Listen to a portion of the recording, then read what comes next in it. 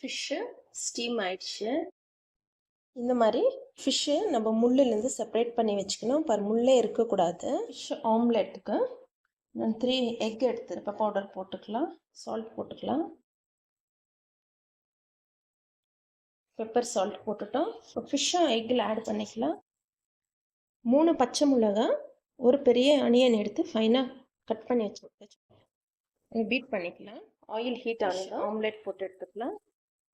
Omelette fry ஆகட்டும். நம்ம திருப்பி ஆம்லெட்டை திருப்பி போட்டுக்கலாம்.